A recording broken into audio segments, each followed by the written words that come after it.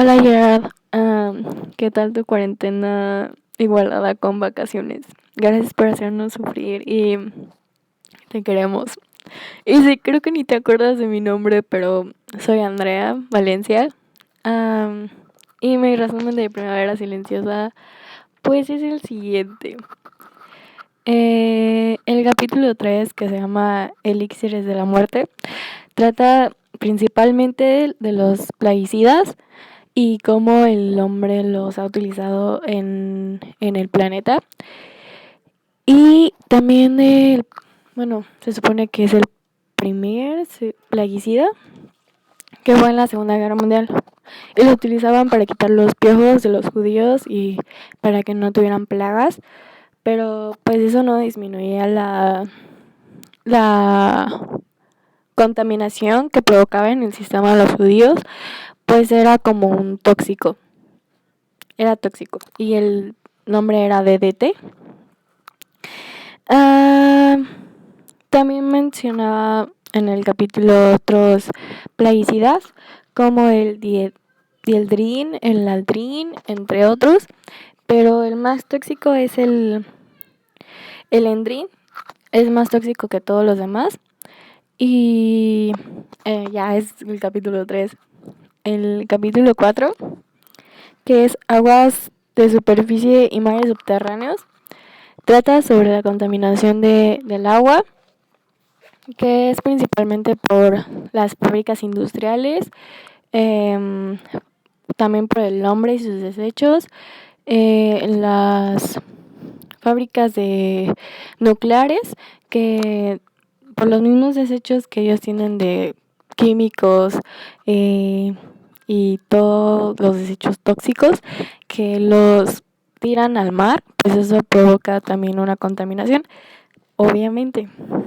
Ah, que sí, y esto causa la polarización de cultivos, de tierras, de jardines y bosques, porque, pues obviamente de un río, bueno, los ríos, a ver, los ríos llegan a la mar, entonces, pues todo lo que se distribuye por ríos, mares y todo eso, pues llega a las tierras de cultivos y son reutilizadas para regar y eso daña también el cultivo. Ajá. El capítulo 5, los dominios del mantillo, es sobre la importancia del suelo, las plantas y las algas, pues estos tres son muy importantes para el hombre, pues atribuyen diferentes componentes importantes. Ah, un habitante principal de los suelos es la lombriz, porque es la que pues hace un ciclo súper completo. Desde un ejemplo de esto es de que el hombre se muere, pues lo entierran, casi siempre. Lo entierran y las lombrices se lo comen. Entonces es como una cadena alimenticia. Las lombrices se comen al hombre, entonces las lombrices dan nutrientes a la tierra y esos nutrientes de la tierra ayudan a las plantas a crecer. Ah, y sí, a lo que se refiere el capítulo de la importancia y mencionar este habitante es que si las lombrices se contaminan por los residuos del ser humano, pues también afectan a los cultivos, a las plantas y obviamente a los animales que son herbívoros porque se contaminan en las plantas que comen. Ajá, y pues nada más creo. Existen dos tipos de lombrices. Bueno, no dos tipos, pero aquí dice tres y luego dice dos, entonces diré que tres. Es el martillo, arenoso y humus. Son los tres tipos de lombrices principales. Ajá. El capítulo 6 es el manto verde de la tierra y trata sobre el equilibrio de las plantas y los animales y para que otras especies sobrevivan. Este capítulo lo relacioné con bueno, me acordé de una plática que tuvimos en clase que fue de los lobos en Canadá y pues ellos tienen un equilibrio de entre renos y venados y todo eso, bueno, alces. Sí, es alces y lobos. Y como los canadienses llevaron porque los lobos estaban cazando más, pues los fueron eliminando, pero aumentaba la población de alces y eliminaba la población de plantas y árboles de esa zona donde habitaban. Entonces, al momento de quitar una especie, causa un desequilibrio en la naturaleza y el ecosistema. Entonces, por lo que le entendí al capítulo, siempre debe haber un equilibrio entre animal, planta y ecosistema. Me refiero al ambiente en el que está, porque si eliminamos alguna de tantas especies que ya han estado en extinción, pues obviamente hay un equilibrio y los demás organismos tratan de cumplir esa función, como el de las abejas. Si se extinguieran las abejas, las moscas, no recuerdo cuáles eran, tratarían de cumplir la misma función de polinizar, igual que las abejas. Y eso es a lo que se refiere del equilibrio. El capítulo 7, destrucción innecesaria, trata de que por causa del hombre, los animales no solamente se han tenido que acostumbrar a la caza natural, o sea, por ejemplo, los leones se comen a las cebras, sino que también tanto leones como cebras se tienen que enfrentar a la caza del hombre para o sea, si sea por alimento o simple hobby, en tener que cazarlos o vender su piel o carne o eso. Entonces, los animales han tenido que acoplar o tratar más bien de sobrevivir a esta situación que el hombre caza por innecesario. O sea, es innecesario que case algunos tipos de animales solamente para sentirse exótico.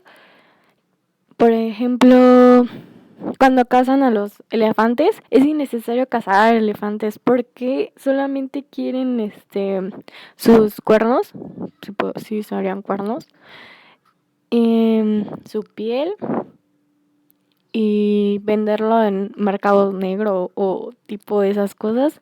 Y pues es innecesario porque no es como un animal que sea necesario para alimentarse, porque existen otros animales que pueden tener mejor reproducción y el chiste es que no es necesario. Es eso. El capítulo 8, y ningún pájaro canta, bueno, es como más una historia, más que un dato, pues sí, científico, podría ser. Es sobre la llegada de la primavera que atrae los pájaros y su canto, y que el gobierno, al momento pues, de que llegan los pájaros, ya no tienen lo mismo que que hace un año de su llegada. ¿Qué me refiero a esto? De que el hombre pulveriza, tala, destruye el ecosistema, en este caso de los pájaros y de otras especies. Y al momento de la llegada de estos, en un cambio de estación o una inmigración, ya no, ya no es igual al ciclo anterior, o sea, al año anterior, y tienen que acostumbrarse a su nuevo hábitat o buscar otro lado donde asentarse. Por ejemplo, cuando fuimos a lo de la mariposa monarca, estábamos hablando de que migran a Canadá, pero entonces si supongamos que Michoacán tala todos los árboles que hay en la reserva, entonces la mariposa ya no podrá venir a Michoacán y tendrá que buscar otro lugar para sentarse y volver a emigrar a Canadá. Entonces, es eso. Los capítulo 9, Ríos de Muerte, es es el comportamiento de plaguicidas en el ambiente y la contaminación a causa de los residuos. Sí, los plaguicidas,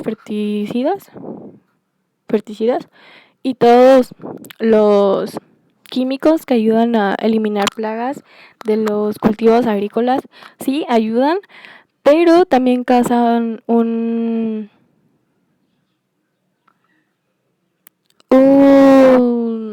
problema en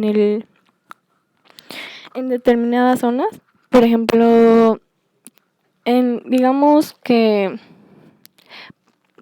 echan plaguicidas a un cultivo de maíz, pero tiene un químico que daña o cambia la genética de ese cultivo, entonces también lo modifica.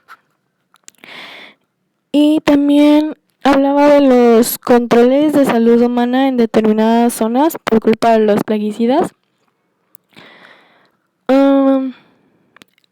No entendí muy bien esa parte, pero creo que es similar a, por ejemplo, el insecticida que usamos nosotros. Daña también el control de la salud del ser humano, como en mi caso, hay ciertas temporadas que hay más mosquitos en tu casa, mi casa. Entonces, pues se utiliza más insecticida y todo eso, pero también eso daña la salud del ser humano. Y pues obviamente no es los plaguicidas son una fuente de ayuda y también de contaminación en todo sentido, tanto en ecosistema como en especies, y eso causa una modificación enorme de un ecosistema. Y creo que ya. Gracias. Lo recuerdo, soy Andrea Valencia. Siempre se te olvida mi nombre, entonces. Sí.